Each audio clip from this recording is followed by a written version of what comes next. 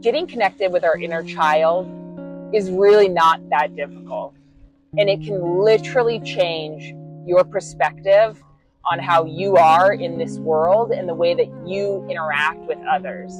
Let me give you an example. While doing therapy, you may find out that there's this thing called an inner child, which means when something happens in your life and you react or act or feel a certain way in that situation, that feeling can be directly connected with an event that happened to you in your childhood, because it lives within your nervous system. So because it lives within your nervous system, it literally lives inside of you.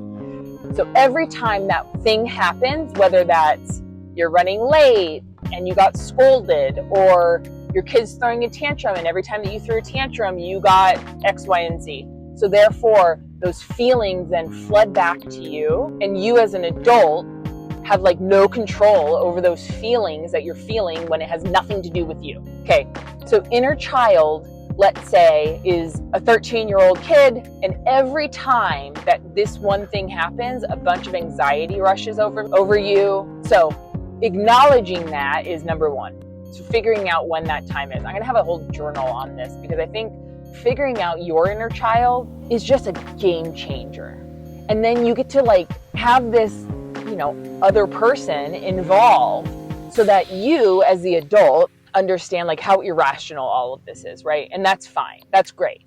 You understand how irrational it is. But the thing is that inner child is stuck at that age. So they're 13 years old. Like their brain's not fully developed.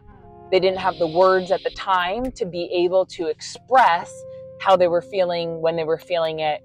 They didn't have the words, nor did they have the space, the time, right? So that's inner child. In order to work with that inner child, we have to be so self-compassionate. That little child that's inside of us that flares up every once in a while, you need to be able to recognize, say, I see you, I hear you. And right now in this business meeting, me as the 37-year-old grown woman who has had a lot of life experience since that child can handle this situation. That's inner child work, is a part of it. Because then there's parts work, and you can, that's more elaborate. That's more like, it's kind of hard to like figure that one out, especially in like a tiny YouTube video. I would love to talk about it. It's mind blowing.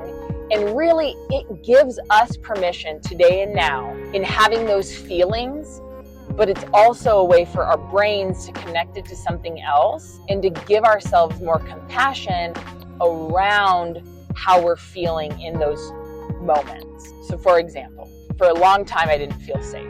I didn't feel safe in a home. I didn't feel safe anywhere. And my therapist recognized that it was a safety thing for me. So then we were able to then dwindle it down to when I was 16. There was situations where I didn't feel safe. I wasn't safe. Therefore, that, not fully developed human, especially emotionally, is just living within inside of me. So my nervous system always gets just so, zingy? I just feel it within my bloodstream. And that feeling diminishes now that I understand that it's this sweet little 16-year-old. And she didn't have the words. She didn't know she could talk to somebody and tell somebody the way she was feeling and what was happening. And so for me, thinking about that 16-year-old as my child, that's when I have more self-compassion. And I go, my gosh, what I would do for her now. Because if that was my child, right, we would do anything and everything. And we would hurt the person who was hurting us. But at the time, she didn't know, and that's okay. But now, because I know, I'm able to understand and tell myself and tell her, you are safe.